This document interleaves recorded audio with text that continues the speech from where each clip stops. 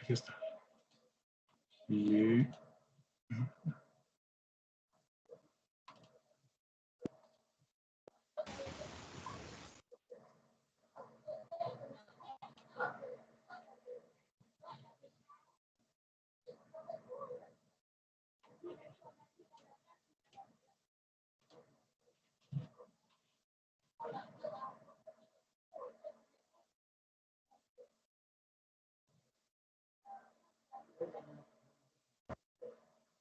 A ver, jovencitos, ¿se ve la pantalla?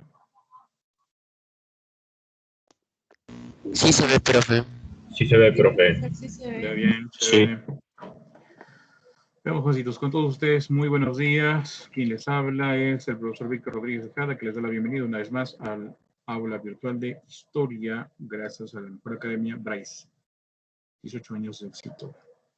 El día de hoy vamos a tratar entonces el tema de Guerra del Pacífico, la guerra con Chile. Muy bien, vamos a ver. Primero las denominaciones. Se le conoce como guerra con Chile. Se le llama la guerra del Pacífico. Muy bien, se le llama la guerra del Salitre. ¿Con qué otro nombre se le podría conocer a la guerra del Pacífico o la guerra con Chile? 10 centavos. Correcto, la guerra de los 10 centavos. Muy bien. Listo, ¿qué territorios va a ganar Chile? O en todo caso va a perder el Perú. Antofagasta y Arica. Tarapacá y Arica. En el caso de Antofagasta, recuerda que ese es territorio de Bolivia. Si preguntamos específicamente del Perú, ¿qué territorio pierde? La provincia de Tarapacá, y inicialmente estuvo cautivo Arica, y luego simplemente se la quedó. Bien, vamos a ver antecedentes rápidamente. Bueno, entre la frontera de Perú y Bolivia no había ningún problema. El problema va a ser ¿dónde? En Chile. A ver, vamos a hacerlo de esta manera. Los bolivianos, probablemente por la creación, por el desarrollo, o por el poco desarrollo que tuvieron, por de repente por sus crisis económicas, o de repente por lo difícil del terreno, ellos prácticamente fueron muy responsables con su territorio. Permitieron desde 1842 el ingreso de los chilenos a su territorio para explotar pues el salitre, el guano que podían encontrar en las costas de Bolivia. Es más, fueron los chilenos quienes le dieron vida a ese territorio boliviano porque era pues una extensa franja desértica. ¿Con quién se inicia, en el caso de los chilenos, con quién se iniciaría pues esta expansión? Si es a partir de 1842, va a ser con el presidente Manuel Bulnes. Entonces, a partir de ese gobierno de 1842, bien, los chilenos van a tener pues un ingreso al territorio boliviano y poco a poco van a fortalecerse económicamente. Entonces aquí la responsabilidad de los bolivianos, ¿sí? Cabe resaltarla, fueron muy responsables con su propio territorio y permitieron pues que los chilenos se enriquecieran y se volvieran mucho más ambiciosos sobre los terrenos que estaban explotando. ¿Cuándo solucionaron sus problemas limítrofes? Fue a partir del año 1866 con el Tratado de Vergara-Muñoz, donde los bolivianos habían perdido prácticamente un grado. Su frontera definitiva se estableció en el paralelo 24. Paralelo 24. Bien, aquí. Cuando inicialmente, jovencito, su paralelo era el paralelo 25. Bien, y en su expansión los chilenos reclamaron hasta el paralelo 23. Pero ¿cuál fue el punto de acuerdo? El paralelo 24. Eso se logra con el Tratado de Vergara-Muñoz. Muy bien, y aparte una zona de beneficio común. ¿Qué quiere decir? Que el paralelo 24 y el paralelo 25 iba a ser explotado por los bolivianos, ahora territorio chileno, y el paralelo 23-24, territorio boliviano, iba a ser explotado por los chilenos. Cada grupo o cada país tenía que darle al otro el 50% de las ganancias de lo que lograba explotar. En 1870, los chilenos descubren la mina de plata de Caracoles, al norte del paralelo 24. Ahora, ¿qué decía el Tratado de Vergara-Muñoz? El Tratado de Vergara-Muñoz solamente trataba sobre la explotación del salitre. Pero ¿quién termina de explotar esta mina de plata? Fueron los chilenos, apropiándose, jovencitos, y explotando y sacando mucho beneficio, ¿no? Mucho dinero. O sea, se van a enriquecer, ¿ya? Los chilenos. Perú y Bolivia en el año 1873 van a firmar una alianza defensiva y secreta, en este caso estamos hablando de la época en la cual gobernaba el primer presidente civil del Perú. Pregunto, eso es un tema de prosperidad falaz. Bien, no sé qué no hemos hecho, probablemente puede ser que alguno tenga pues un poquito más de conocimiento en ese tema, de repente lo ha hecho anteriormente, lo ha estudiado anteriormente. ¿Cómo se llama el primer presidente civil del Perú? Manuel Pardo y Lavalle. Correcto, Manuel Pardo y Lavalle. Que resulta que en ese tiempo pues el guano había perdido valor frente al salitre. Lamentablemente una guerra cambió todo el panorama geopolítico a nivel de Europa, que nos afectó grandemente. El precio del guano empezó prácticamente a tirarse hacia el piso. A propósito, vamos a recordar esa guerra porque es probable que hayamos hecho en Primera Guerra Mundial. ¿Cómo se llama esa guerrita que se dio en 1871? ¿Alguien tiene conocimiento?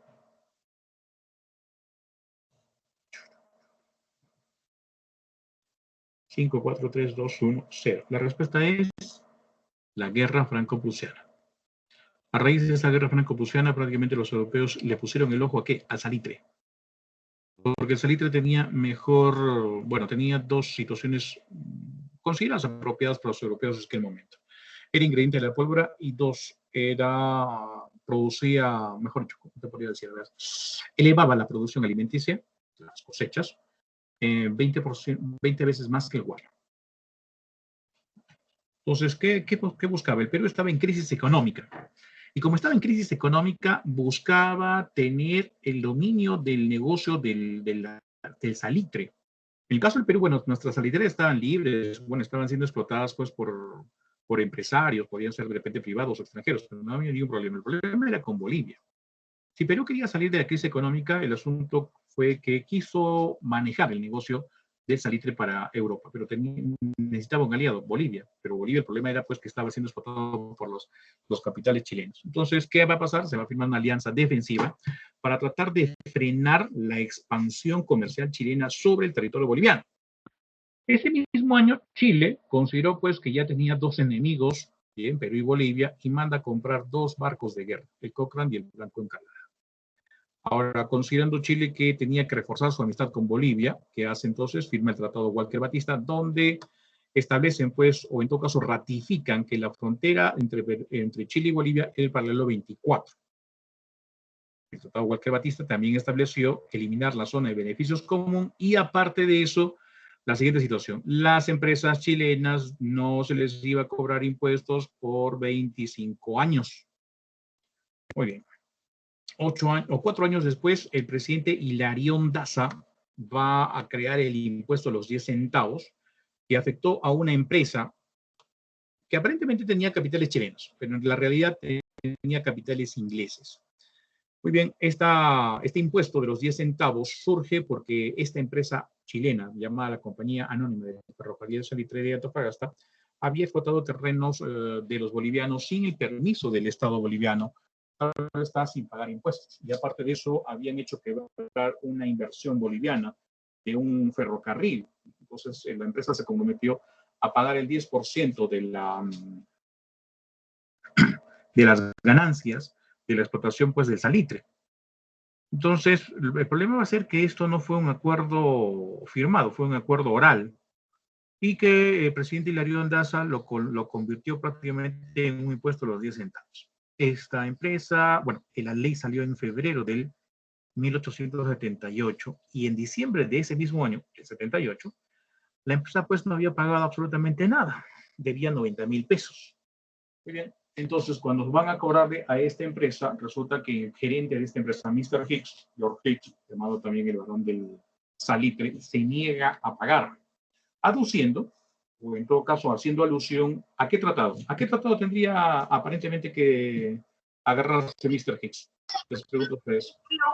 Walker Batista. Al tratado Walker Batista, correcto, muy bien. Listo, entonces, ¿qué pasó? George Hicks entonces no quiso pagar pues esos 90,000 pesos, ya que estaba cogiendo pues otro tratado Walker Batista, como ustedes muy bien lo han reconocido. Pero ¿qué resulta? Pues resulta que esta empresa tenía una denominación un poquito particular, se le llamaba la compañía anónima. En una compañía anónima, las acciones estaban rápidamente en posesión de cualquier persona. El asunto era pues saber quién era el accionista. Hicks, en vez de presentar la documentación y demostrar pues de que esta empresa no tenía capitales extranjeros, no lo hizo. Y se fue a Chile a quejar. Chile empieza pues a hacer diplomacia para engañar y retrasar pues, o en todo caso, distraer a Bolivia. George Hicks, jovencitos, entonces, repito, convirtió este problema entre bueno, sería un problema en particular, en un problema de Estado. Chile empezó a defender a esta empresa y empezó una guerra diplomática entre diciembre del 78, enero del 79 y febrero del 79. Como se negó a pagar, el presidente Hilarión Daza le ordena al prefecto de Cobija que embargue los bienes de la empresa por 90,000 pesos. Y que si no pagaban, entonces habría un remate. Ese remate se llevaría a cabo el día 14 de febrero, el día de los enamorados. Acuérdate, el día de los enamorados, iba a haber entonces un remate de los bienes de la empresa. Pero ¿qué pasa? En esos meses de diciembre, enero y hasta febrero, hasta mediados, hasta el 14, resulta que Chile va a distraer. La opción era distraer a Bolivia. O sea, presentarle pues los problemas, las quejas diplomáticas, sí, ¿por qué me estás haciendo esto? ¿Por qué serás tan así? Pero ojo, ¿qué quería Chile? Chile quería ganar tiempo. Estaba ya poniendo a punto final la preparación militar y armamentista que había tenido, o que había iniciado ya desde años atrás. El día del remate, 14 de febrero, jovencitos, se presenta la Armada chilena y prácticamente va a capturar todos los puertos bolivianos. Pregunta de examen de admisión. Pregunta de examen de admisión. ¿Qué puertos fueron capturados por la Armada chilena en territorio boliviano? 3 puertos. Acuérdate. Tocopilla, Cobija y Antofagasta. Correcto. Cobija, Tocopilla y Antofagasta. Ya está. Ahora, ¿qué hace Bolivia de forma unánime, de forma, sí, bueno, reacción del Estado frente a la invasión? ¿Qué haría Bolivia? A ver, vamos chicos, piensen con la lógica, razonen. Declararle la guerra. Claro, le declaran la guerra. Muy bien, porque han invadido su territorio. Recuerda entonces que desde el 14 de febrero de 1879, Bolivia, bueno, ya sabes, sueña con tener su mar. Pero ojo, debemos reconocer lo siguiente, que Bolivia fue, repito, muy irresponsable en el manejo de su territorio. El problema está en que nos van a jalar a nosotros. ¿Y por qué nos van a jalar a nosotros? A la guerra. Porque Perú tenía un tratado con Bolivia. Era el tratado de alianza. ¿De qué año? ¿De qué año? ¿En qué año se firmó eso? ¿De qué año? ¿De qué año? ¿De qué año? Vamos chicos. 1873. Correcto, muy bien. Estas señoritas están con una memoria terrible, ¿no? Chicos, por favor, ya saben, traten bien a las chicas porque no se acuerdan de del más mínimo detalle. ¿Cierto o no, chicas? Muy bien, vamos a ver. Entonces, el problema es que jala el Perú. El problema es que jala el Perú. Y la pregunta es, ¿el Perú en ese momento estaba con la capacidad de responder e intervenir en una guerra? No. No. Definitivamente no. Estábamos, recuerda, en crisis económica, producto de los grandes préstamos que se había hecho pues, en la prosperidad falaz del presidente José Balta, cuando quiso invertir en ferrocarriles, ¿no? Que de repente hubiese sido muy bonito para que el Perú pueda tener pues, otra fuente de ingreso y desarrollo también. Pero como no estamos preparados, ¿qué necesitamos entonces hacer? Ganar tiempo. Si ya, pues ya nos íbamos a hacer una guerra, pues a la mala. No estamos preparados, ni económica, ni política, ni siquiera militarmente. Hola. Ya. Entonces, ¿cómo ganamos tiempo? Mandamos una misión diplomática. Bien, pero la pregunta es que se hace la historia es, ¿por qué no mandamos una misión diplomática también pues a Bolivia? Oiga, ¿sabes qué, presidente Hilarión Daza? Detente, vamos a pensar las cosas primero. Oiga, Brasil, por favor, ayúdanos a mantener la paz aquí en la parte sur. Ecuador, Colombia, Venezuela, Estados Unidos, Europa. Chicos, acá vengan, pues vamos a organizarnos un poquito para tratar de discutir, ¿no?, la situación territorial entre Bolivia y Chile, pero no. El Perú solamente envió a José Antonio Lavalle. Pensamos que podría de repente resolver las cosas y les dimos plenos poderes. Entonces era plenipotenciario José Antonio Lavalle, mes de marzo. Lamentablemente la misión Lavalle fracasó porque los chilenos no se enrostraron. El aparente tratado defensivo, que aparentemente era secreto, pero que no era tan secreto porque los chilenos ya lo sabían, bien, entonces le reclamaron al Perú que no podía ser juicio y parte. Por lo tanto, Perú se estaba metiendo en una guerra que iba a ser solamente entre entre Chile y Bolivia. Entonces Chile le exige al Perú, ¿sabes qué, Perucito? Tienes que abandonar a Bolivia porque este no es tu problema.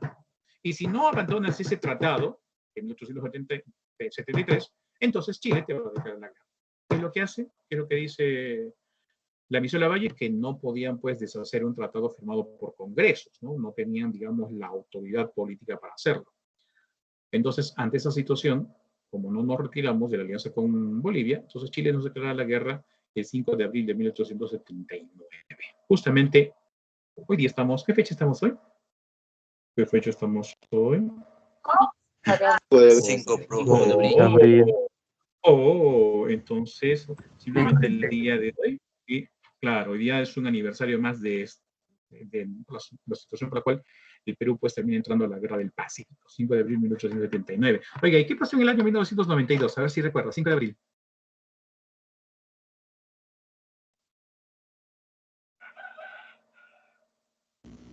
¿El cierre del Congreso? ¿Por parte de quién? ¿La autogolpe? Fujimori. Ajá, Fujimori, caramba, se acuerdan las fechas. Muy bien, chicos. Vamos a ver entonces. Bueno, ¿cuáles fueron las causas de la guerra? O sea, ¿por qué se entra la guerra? Resulta que Perú, Chile y Bolivia están en crisis económica. Y el asunto era salir. Pero ojo, ¿por qué necesitaban salir y con qué iban a salir la crisis económica? Con el salitre. Ya les dije ese momento. Europa quería en ese momento salitre. Ya no quería, bueno, quería salitre. ¿Por qué quería salitre? Para fabricar armas. Las armas que están en guerra. A ver. Mucho mejor que igual. No quedó claro lo de salitre. Recuerda lo siguiente. Había una situación previa en Europa, ¿no? La guerra de Prusia con Francia determinó prácticamente que los militares tuvieran una demanda de salitre. ¿Por qué? El salitre no es para fabricar armamento. El salitre es un ingrediente de la pólvora. ¿Ya? Ingrediente de la pólvora, necesario para las municiones de los armamentos que estaban fabricando en ese momento. Recuerda que en ese momento Europa estaba en un proceso llamado paz armada, ¿no? Los países estaban armando hasta los dientes, producto justamente de esta revolución industrial que requería colonias, requería mercados, requería materias primas. Bueno, entonces resulta pues que Perú y Bolivia tenían pues salitre, ¿no? Era digamos, el único lugar en el mundo donde había pues salitre en cantidades industriales. Y claro está, Chile estaba aprovechando, claro está, por la responsabilidad de Bolivia. Perú, recuerda, estaba en crisis económica por los grandes préstamos que se había hecho pues para tratar de resolver este tema de los ferrocarriles, que fue una desgracia, otra desgracia para el Perú, lamentablemente por los negociados que hubo. En el caso de Bolivia, también estaba en crisis económica, pero ¿cómo pretendían Perú y Bolivia solucionar su problema económico? Justamente con los ingresos del salitre. Perú ya tenía una experiencia que le había servido, ¿no?, mucho como para poder organizar un Estado, llámese los ingresos del guano, llámese el tema de la prosperidad falaz. Lamentablemente lo mal utilizó y entonces el Perú pues no quería perder pues una oportunidad con el salitre. Por eso intentó acercarse a Bolivia para tratar de manejar el precio. Entonces, un monopolio maneja un precio. ¿Ah? Pero ¿cuál es el problema? Pues que resulta que Inglaterra, que es el principal consumidor del salitre, pues tanto de Perú como de Bolivia, no le convenía tener, ¿sí?, no convenía el monopolio, ¿ya? Porque eso implicaría que Perú se liberara, por ejemplo, de una crisis económica. Recuerda que el Perú le debía justamente a los ingleses. En el caso de Chile, ¿cómo soluciona su crisis económica? ¿Con qué? Con la guerra. Es más, todavía Chile tenía otro problema, guerra civil. Estaba a punto de iniciar una guerra civil. Entonces, la guerra contra Perú y Bolivia los une, alimenta su nacionalismo hasta el día de hoy. Bien, y entonces el quien sale ganando es justamente Chile. La alianza y preparación, alianza defensiva. Oiga, Los principales propulsores del Tratado de la Alianza Defensiva, y aparentemente secreta con Bolivia, consideraron, pues, ¿no?, que las matemáticas simples, 1 más 1 es 2, 2 en contra de 1 es más que 1, ¿no? Pero la intención, recuerda, jovencitos, lo siguiente. Perú quería mantener el monopolio del salitre. Por lo tanto, miró solamente el aspecto económico, más no el aspecto político y no el aspecto militar. Entonces, ¿cómo sería posible que un país como el nuestro, que tenía armada, bueno, no teníamos los mejores barcos, pero sí teníamos barcos, ¿no? A comparación de Bolivia, que no tenía absolutamente nada.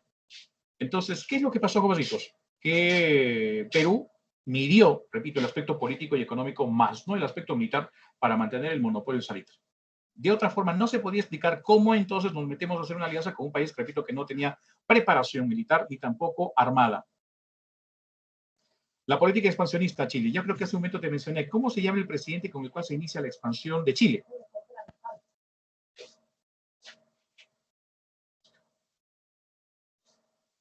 Jóvenes, hace un momento tratamos eso, les mencioné con qué presidente chileno se inicia la expansión. Hola, ¿me escuchan? Manuel Bulnes. Correcto, muy bien, jovencitos. Manuel Bulnes, están muy atentos, me parece muy bien. Oiga, pero tengo que mencionarles algo más. Digamos que Manuel Bulnes es la parte práctica del expansionismo chileno. Pero hubo un teórico, o sea, uno que dijo, sí, saben que hay que expandirnos hacia el norte. Y este personaje se llama Diego Portales, que opinó de esta manera cuando se dio, por ejemplo, la guerra de Chile contra la Confederación Perú-Boliviana. Desde ahí, Diego Portales era ministro, pues, y dijo, pues, lo siguiente, ¿no? Que a Chile no le convenía de que Perú y Bolivia se unan, ¿ya? Porque eso estaría en contra de los planes de expansión de Chile. Y si te habrás dado cuenta, yo creo que sí podrías hacerlo fácilmente, cada vez que el Perú y Bolivia han tratado de firmar alianzas comerciales, ¿no?, de expansión, ¿no?, por ejemplo, de las transoceánicas, que Bolivia, sí te vamos a dar un pedacito de mar por acá, adivina quién pitea, ¿no? A quién no le conviene siempre. Entonces queda todavía, pues, desde la historia, de que Chile tiene, pues, no siempre ese remordimiento, ¿no?, o ese miedo de que Perú y Bolivia se unan contra él. Les queda ese miedo, eso es reconocible. Oiga, ¿por qué se va a dar esta guerra? Por el imperialismo de aquella época. Recuerda, hay un proceso paralelo a la paz armada que ya te comenté hace un momento, que era, pues, el ideal de que para poder mantener la paz es necesario fabricar armas en grandes cantidades industriales. Te recuerda que hay un proceso llamado revolución industrial. A ese proceso de la paz armada hay otro proceso paralelo que se llama el gran imperialismo. Gran imperialismo. ¿Qué quiere decir esto? Que las potencias europeas o las principales potencias europeas se van a lanzar, pues, a la conquista de la mayor cantidad de colonias. ¿Con qué intención? Con la intención de manejar las materias primas y establecer mercados donde pueden asegurar prácticamente la venta de sus productos y, claro está, la riqueza y el empoderamiento de estos países. Gran Bretaña dependía de las materias primas, pues, que le daba Chile, Bolivia, Perú, pues, ¿no? Pero cuando intentan orquestarse, Perú, Bolivia, obviamente el imperialismo británico va a intervenir provocando una guerra. Y es conveniente para un país imperialista que las colonias queden enemistadas, cosa que así tiene mejor campo de acción. Bueno, pero ya te puedes imaginar muchas cosas. Ya está. Hasta ahí tenemos las causas. Ya está. Pero ojo, hay que tomar en cuenta, y ojo, cuando historia del Perú, yo les recomiendo por una situación. Ya. En la universidad tuve un profesor fanático de Jorge Basadre, fanático. No te voy a decir su nombre, quién es. Y recuerdo, por ejemplo, sus clases cuando estábamos haciendo, por ejemplo, Historia de la República, y teníamos que trabajar exactamente Jorge Basadre, ¿no? Y el tipo es acérrimo defensor, ha estado a cargo de la biblioteca de Jorge Basadre, ha escrito sobre él, libros, ¿no? Y siempre conversábamos, ¿no?, en clase, ¿no? Entonces la clase era, pues, prácticamente el profesor y mi persona. Y tengo la sospecha de que él está haciendo las preguntas de historia del Perú. ¿Por qué? Temas como, por ejemplo, independencia, prosperidad falaz, guerra del Pacífico, reconstrucción nacional, república aristocrática y tercer militarismo, son temas estudiados por Jorge Basadre. Y ojo, son temas que también vienen. Entonces, por favor, esos temas que te he mencionado, dales una repasadita esta noche o esta tardecita. Bien, un repasito, así rapidito para que tengas una idea. ¿Ya? ¿Qué dijo Jorge Basadre? Él dijo, ¿por qué perdimos la guerra? Perdimos no porque Chile se haya armado, perdimos no porque Chile haya comprado los mejores barcos, perdimos por nuestra propia responsabilidad. Y esos problemas los podemos tener el día de hoy. Simplemente que sería cuestión de analizar y comparar y decir, pues, si existen todavía o no. ¿Cuáles son los problemas que estableció Jorge Basadre? Muy bien, dice, perdimos porque había un estado empírico y había un abismo social. Estado empírico, estado inauténtico, estado frágil, ¿sí? Con elecciones amañadas, fraude, llámese en otras palabras, donde a veces pues hay una oposición y prácticamente termina en crisis política. ¿Por qué? Porque la figura del presidente pues es una figura débil, presidente inestable. Democracia falsa, porque realmente nos dicen, pues, no cada vez que les, el pueblo elige, ¿no? ¿Cómo se llama esta frase? Si el pueblo elige es la elección de Dios, ya así le engañan al pueblo, pues, y te vas a dar cuenta que esos gobernantes no gobiernan para el pueblo, ¿no? Gobiernan para sus intereses, gobiernan para las personas que los financiaron. Democracia falsa. ¿Te parece conocida la historia? Digo, pregunto.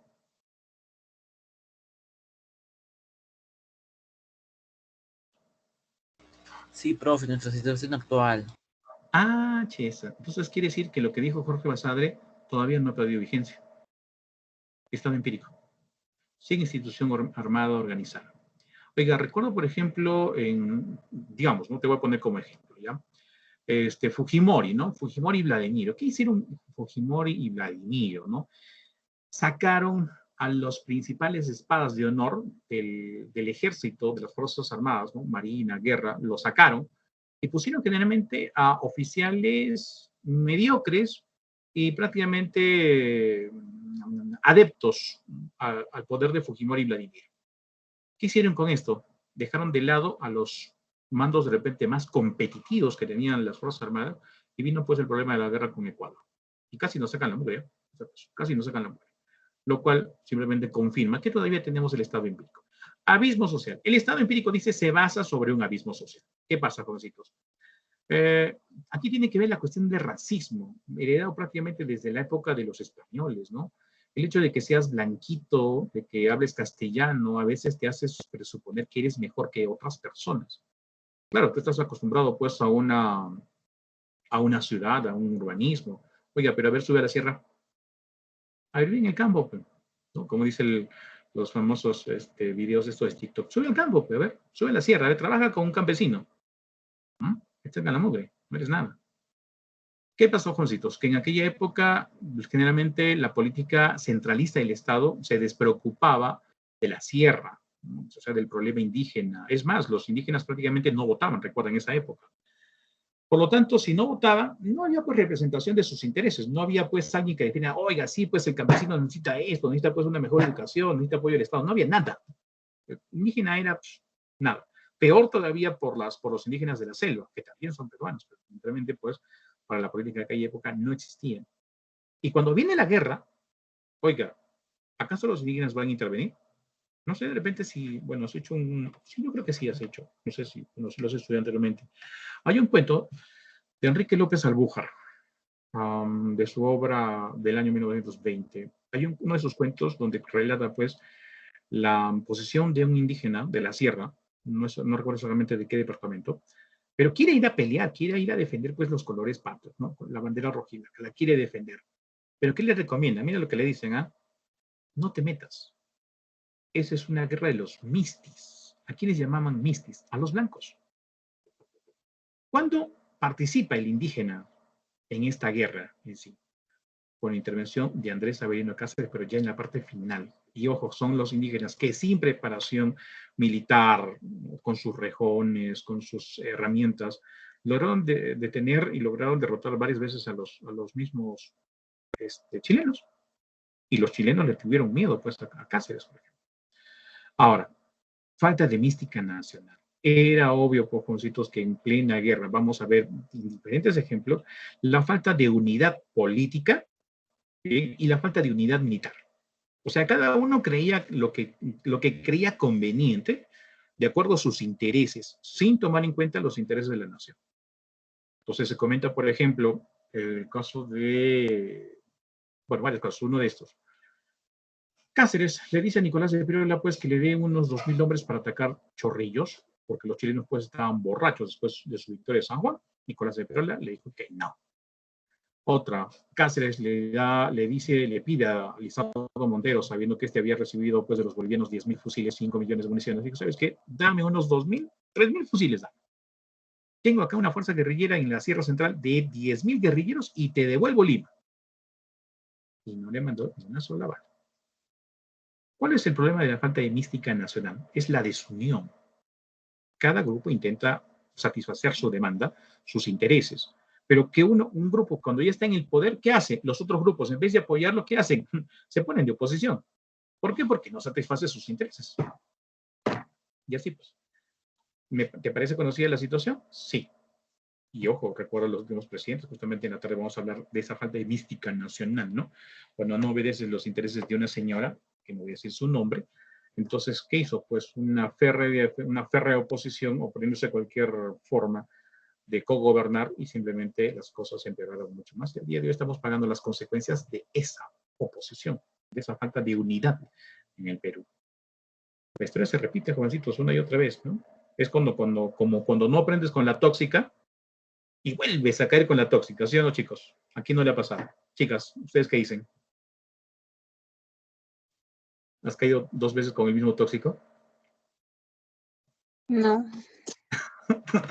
Di la verdad, por favor, di la verdad. Somos seres humanos. No mientas, por favor, no mientas. Ya. Ese silencio me dice que sí. Ya, chicos, vamos a ver. Vamos a empezar con la campaña marítima. Veamos. ¿Cuándo Chile nos declara la guerra? El 5 de abril 5 de abril. de 5 de abril de 1879, ¿correcto? Muy bien. Ahora, voy a tomar en cuenta las opiniones de Tomás Caivano en su libro de Historia de la Guerra del Pacífico. Dice lo siguiente: Chile tenía los mejores barcos. Y claro, tenía 2 acorazados que había comprado, pues uno en el 74 y otro en el 75. Bien, uno se llamaba el Cochrane y el otro era el Blanco Encalada, o el Blanco, como comúnmente lo llamaban ellos. En el caso del Perú, pues sí teníamos armada, ¿no? Hay algunos historiadores incluso que discrepan en esta situación. Chile en realidad se estaba preparando no para Bolivia, no para vencer a Bolivia, sino para vencer al Perú. ¿Y por qué no contra Bolivia y sí con el Perú? Porque Bolivia no tenía armada. ¿Por qué compras 2 barcos, cada uno de 3.000 toneladas, con 6 cañones de 300 libras cada uno y 12 ametralladoras cada uno, contra Bolivia? Pues Bolivia tenía un barco de madera que pesaba 100 toneladas. Los únicos que tenían pues barquitos éramos nosotros, peruanos, el Huáscar de Independencia, barquitos viejitos porque fueron comprados con la intención de enfrentar a España en la guerra que enfrentamos pues y que terminó en el año 1866. Y que estos barquitos lamentablemente llegaron pues 2 años después, en el 68. Entonces imagínate si fueron, ya digamos que sean del 67 al 74, estamos hablando de prácticamente 7 años de diferencia. Y recuerda que en Europa en ese momento pues están en plena revolución industrial. Es como que el día de hoy te quieres comprar, por ejemplo, qué sé yo, un iPhone 12 con un Huawei 5, digámoslo así, ¿ya? Así. En poco tiempo, la tecnología avanza y se desarrolla, pues, ¿no? En este caso, la artillería y la fabricación naval había avanzado demasiado. Muy bien. Ahora, ¿qué tenemos aquí, jovencitos? Tenemos 3 enfrentamientos. Tomás Caivano, aparte, para completar lo que decía Tomás Caivano, era: Chile tiene los mejores barcos, pero Perú tiene los mejores mandos. O sea, los mejores oficiales, los mejores oficiales entrenados, los tenía el Perú. Realmente, bueno, no le mentir, digo que fue una bonita oportunidad para demostrar, pues, que la capacidad humana puede mucho más frente a la adversidad y frente a la deficiencia. Eso lo demostró Perú. ¿Ya? Y gracias a esa situación, jovencitos, el día de hoy, en las escuelas navales del mundo se estudia justamente la historia del Huáscar y la biografía de Miguel Grau, ¿no? Como símbolo, repito, de la destreza en el mar que puede alcanzar una persona. Muy bien, tenemos Chipana. Chipana es un tiroteo. ¿Ya? Chipana es un tiroteo. No hubo ni perdedores ni ganadores. 12 de abril de 1879. El 21 de mayo, según Tomás Caivano, para él la guerra marítima o la campaña marítima empieza justamente esa fecha. 21 de mayo. ¿Por qué? Porque se presentan recién los dos barcos que tenía el Perú. Oiga, profesor, ¿pero por qué no se presentaron antes? Porque estaban desarmados, sucios, oxidados, botados, porque como no teníamos plata para mantenerlos, eran pues máquinas costosas. No teníamos ni maquinistas, tuvimos que contratar así, como quien dice, oye, tienes un maquinista por ahí, ya ven por acá, te voy a contratar. Y así. Y los maquinistas que tenían estos barquitos eran maquinistas ingleses todavía, no habían peruanos. No había peruanos que supiesen el manejo de estas máquinas. Bueno, ¿qué resulta? Que el presidente con el cual se inicia la guerra, en el caso del Perú, se llama Mariano Ignacio Prado. ¿Qué había hecho la Armada chilena? Había tomado el puerto de Iquique, en el departamento de Tarapacá. Y recuerda que en ese momento, pues, el Perú dependía de la venta, pues, de salitre. Entonces, para poder comprar armamento era necesario tener, ¿no?, ingresos económicos. Bueno, ¿qué pasó, jovencitos? Que había sido bloqueado, pues, por dos naves chilenas pequeñas, de madera, la Covadonga y hay otra nave que vamos a mencionar, ahorita vamos a ver, a la Esmeralda. Bueno, el 20 de mayo, repito, llega entonces Mariano Ignacio Prado al puerto de Arica y se entera de que el puerto de Iquique está bloqueado y entonces envía al Huáscar y a la Independencia para que bloqueen. Entonces el Huáscar se enfrenta a la Esmeralda y la Independencia se enfrentó a la Covadonga. Lamentablemente, la prisa con la cual se pusieron pues los cañones no funcionaron de manera adecuada. Y entonces, considerando pues que la Esmeralda era de madera y el barco peruano era pues un acorazado, un monitor, tenía una punta, ya, una punta que parecía un cuchillo. Entonces le choca 3 veces, lo parte por la mitad y la Esmeralda se hunde. Miguel Grau, un ser humano, logra salvar a los sobrevivientes de la Esmeralda. Y los chilenos, bueno, fueron entregados como prisioneros de guerra. El problema va a ser la segunda parte de Iquique. Bueno, la historia de los chilenos le tratan como doble batalla o doble combate, ¿no? Fuera de la batalla de Iquique o el combate de Iquique tienen la batalla de Punta Gruesa. La Covadonga fue un barco capturado por los chilenos en la guerra contra España, que en ese momento Chile era aliado del Perú. Bueno, era un barco capturado a la Marina Española y lo van a usar pues en esta guerra. Ahora, como era pequeño y era de madera, comparado pues con la Independencia era un barco mucho más pesado, la Covadonga simplemente se pega a la costa para tratar de escapar. La Independencia trata de seguirle, pero como era un barco más pesado, tiene que estar millas más adentro. Lamentablemente sus cañones no funcionan de la manera adecuada porque también fueron puestos a último momento por gente inexperta. Entonces la idea de Juan Guillermo Mora, el jefe de la Independencia, era cerrarle el paso en Punta Gruesa para evitar que escape y así pues poder hundirla. Pero ¿qué pasó, jovencitos? Lamentablemente la velocidad con la cual iba la Independencia, ¿bien?, hace que choque con una piedra submarina que no estaba en el mapa. Choca, se parte el casco, empieza a hundirse, la Covadonga escapa, regresa, se da cuenta pues, ¿no?, del detalle que ha pasado y simplemente la ametralla. La ametralla. ¿Bien? Y escapa rápidamente. Y claro, los periódicos chilenos de aquella vez, pues, primera victoria de la Armada chilena, ¿sí?, el barco glorioso Covadonga ha hundido a la Independencia. Claro, que nunca explicaron qué es lo que pasó realmente. Muy bien, ahí terminan, dos jovencitos, el combate y bueno, perdimos lamentablemente nuestra mejor nave. Perdimos la Independencia. Y bueno, quedan pues las corridas de los Huáscar. Pero hay un pequeño detalle, chicos, y ya son prácticamente casi las 10 de la mañana y tenemos que hacer otro clase. Hagamos lo siguiente, jovencitos. ¿Qué te parece a partir de las 1:30? ¿Sí? Nos dedicamos una horita para avanzar un poco más este tema. ¿Te parece? ¿O no tiene Sí, más? profe. ¿O qué dices? Sí. O de repente dices el próximo lunes con fe, de repente, no sé, dígame. Ya no hay examen para hacer. No. Una bromita, garacho, ya. Te espero entonces a la 1:30. Ya vamos a avanzar todo lo que podamos sobre este tema y pues, bueno, vamos a tratar de correr un poquito para que quede cerrado, ¿ya? Porque es un tema también preferido en los exámenes. Listo, chicos, entonces, muchas gracias por atenderme y escucharme. Y bueno, que tengan un bonito día, una bonita mañana. Tranquilos, chicos, tomen su agüita de manzanilla, por favor, hagan un poquito de ejercicio para que estén, sí, tranquilos, estén ahí beneficiados un poquito, pues, por el ejercicio, no se escucha música, pero quiero que estés tranquilo porque mañana es tu examen y necesitas estar totalmente concentrado. nosotros los profesores de Bryce vamos a estar ahí contigo. Sé que te has preparado poco tiempo, sé que has hecho un enorme esfuerzo, ya, pero vamos a estar ahí, ¿sí? Vamos a estar ahí. Suerte para todos ustedes. Aldo Raúl Martínez, ¿qué tal? ¿Cómo estás? Buenos días. Ya. Ya bromeamos con Aldo después. Listo, chicos, nos vemos entonces. Cuídense. Chao, chao. Se cuida, profe.